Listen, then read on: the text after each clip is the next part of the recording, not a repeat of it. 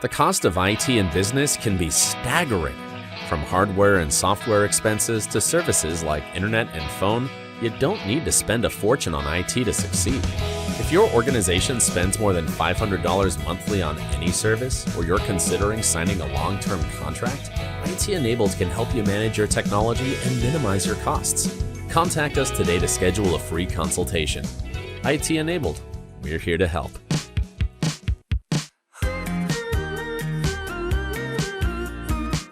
Welcome back to the Chamber Connect podcast. My name is Blake Pollino. We're so sorry Tara couldn't be here with us to record this one. So we have Amanda Crocker filling in. Yes, and I'm excited. Yeah, she's been killing it with these podcasts. So we're excited to have Stephen Bennett, our Nurse of the Year winner from our awards ceremony, here with us today. We're excited to chat with you. So Stephen, just kind of introduce yourself for our listeners. Tell a little bit of your backstory, who you are. Well, thanks for having us. We're excited to be here. So again, I'm Stephen Bennett. I'm the Emergency Services Director at Woodland Heights Medical Center here in Lufkin, Texas.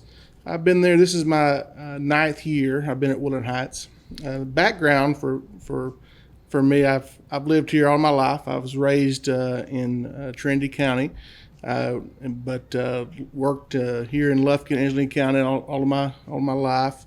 Married to Lori. She's an educator at Lufkin ISD. Have two great kids. One's in college and one's in high school. And so I've started my career in healthcare in the late 90s.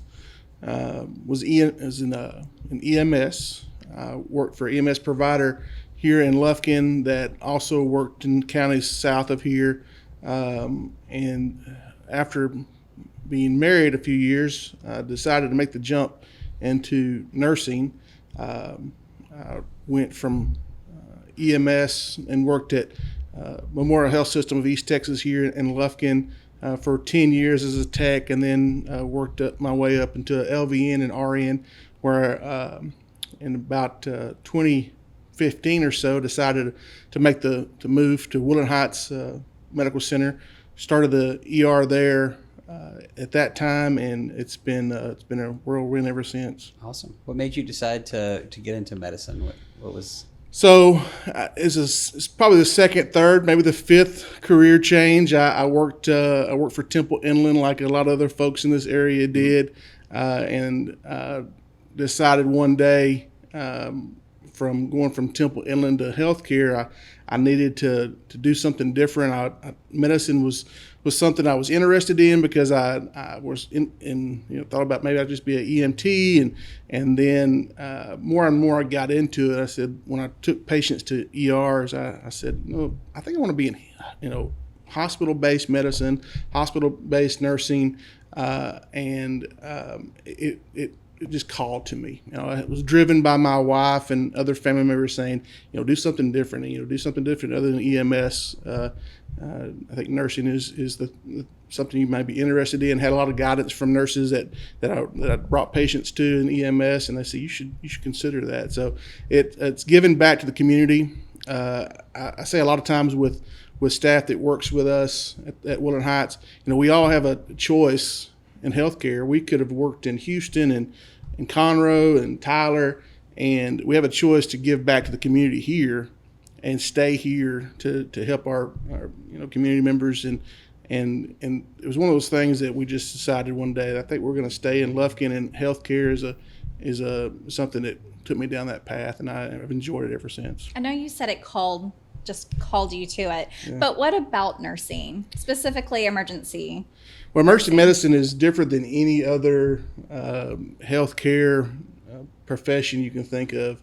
What called me, I guess, is the streamlining from EMS to healthcare and emergency services. I did have a stint in surgery. I worked in surgery for a few years, and I always drew me back to emergency medicine. Mm-hmm. It's the unknowing of what's next. We take care of all patients, it from the newborn to the 100+ year old and everything in between. And it's seeing that when patients come to us in emergency services, they come to us and say, this is what we need, and we want to fix them and send them home, give them exactly what they need for patient care, or they need to be admitted or transferred. It's the end goal and seeing the progression from the time they arrive to us to the time they leave, and knowing that we help our loved ones. I tell staff all the time that, you have a lot of family that comes to see us, people that you work with, and that comes to our hospital, and it's the knowing that we've taken care of our community. I love it. That's awesome. Yeah. So you're here for winning Nurse of the Year. Yeah, thank so you. Tell us how that feels. How did that go? Well, it's surprising. There's a lot of other nurses, a lot of other folks in healthcare that's well more deserving than me. And for me to be, number one, nominated, and number two, to win that great honor. The night of the award ceremony, I mentioned that there's so many nurses on a list that was behind me on that stage that well more deserving than I am. It meant also those that mentored me. There's names on that list of Nurse of the Year over the last several years that either I've worked for or worked alongside that mentor nurses every day and folks in healthcare every day. And it was just a huge honor, to be able to stand up there and take that award and go back and say, this is a great award, but it's just humbling. I would say it's humbling experience. So well deserved. We're glad that you were able to win that. Thank you. So nobody wants to go to the ER. It's not a place anybody looks forward to. But do you have any tips for an ER visit? So I would say that there's ER is a process. It's we all have it's a process of getting you seen emergently in a timely manner. At Woodland Heights, our goal is for you to be seen within 30 minutes. We try to shoot for 20 minutes by a provider. It means a nurse practitioner or physician, and we'll try to get you in to be seen as fast as possible so we can see what's going on with you. Figure out why are you having these problems, what we can do to get some tests ordered to get started. And I guess sometimes the process is overlooked. There's some things in the background maybe not being seen. We'll start a triage on you, and then we give you a score of low acuity to high acuity, how sick you are, and then we put you in areas of the department saying this is the sick of the sick patients, or we may have patients that are in an area that's more like a clinic, like your doctor's office, that we're trying to do some quick test on you to expedite you out of the ER. So sometimes it's the unknown of, well, I'm in this area of the ER where it's more of a clinic, but there's another part of the ER that's more critical patients being taken care of that needs more assistance, more hands-on. Where if you go to a doctor's office, you may be waiting in the lobby for 30, 40 minutes before you even see a physician. For us, we want to put you in front of a physician within 20 minutes and make that decision. Do you need to be in the clinic area, or do you need to be in the main ER getting emergent care? So awesome. I love that. So you're at Woodland Heights. So what is something you would like the public to know? Any misconceptions to clear up, or?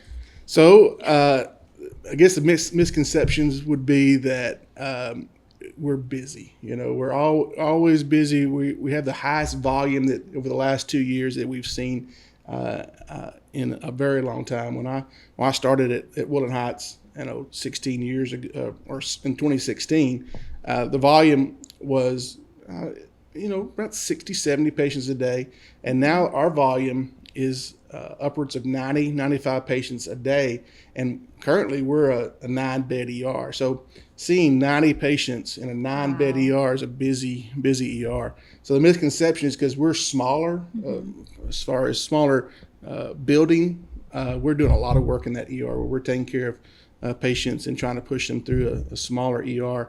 But we have some good news on the horizon that we're looking forward to. Woodland Heights ER last year saw over 30,000 patients. That's comparison to major hospitals, in areas bigger than Lufkin, Texas. So for 30,000 patients to be seen in a 9-bed ER, that's pretty busy. But we're excited about the future. So you talk about the future. So tell us about that. We've heard some rumors, and we're excited. So when I started at Woodland Heights, the administration said, hey, we're building a new ER. We're going to build a new ER because that's our focus. We want to take care of patients in our community. We want to be a family, community-based hospital, but we also want to provide the same level of care of other hospitals in the region. And we do that. We're the same level trauma, stroke, and chest pain accredited hospital that any other hospital in the region or the area is. And we want to have a space for patients to be seen timely. We'll build a bigger ER because our volume is growing. So the progression over the last several years is we're going to get to that. We're going to get to that. And then, of course, 2020 happened, and we were really close to starting construction at that time. And because of everything that's happened between 2020 till now, we finally are going to have it. We're going to build a new ER, and it started actually last week. Awesome. We're excited about groundbreaking in the near future, in a groundbreaking ceremony in the near future.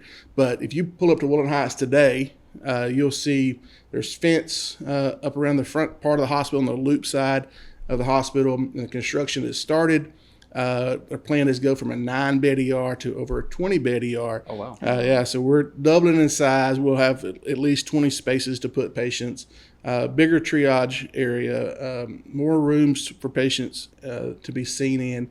Instead of that 30,000 being seen in a 9-bed ER, they're going to be hopefully 35 to 40,000 being seen in a 20-bed ER. So our goal is to be able to pull in more patients because of the bigger ER we're building, and it's exciting. It's exciting times. Well, that's incredible. Well, we look forward to that, and congratulations again on the award. And we're so excited you came by to chat with us today. And thanks for having me. So thankful that you guys are there and can provide this service to our community. So thank you so much. Great. And thank you so much again for listening to the podcast again this week. If you'll do us a favor and share the podcast wherever you're listening, if you're listening on social media or watching on Facebook or YouTube, just share this video or this podcast so that other people in our area can find out about the stories that we tell every week. Thank you so much, and we'll see you next week. And that's it. It was easy. Easy enough, Good huh? job. Awesome. Great job. Man, that's exciting.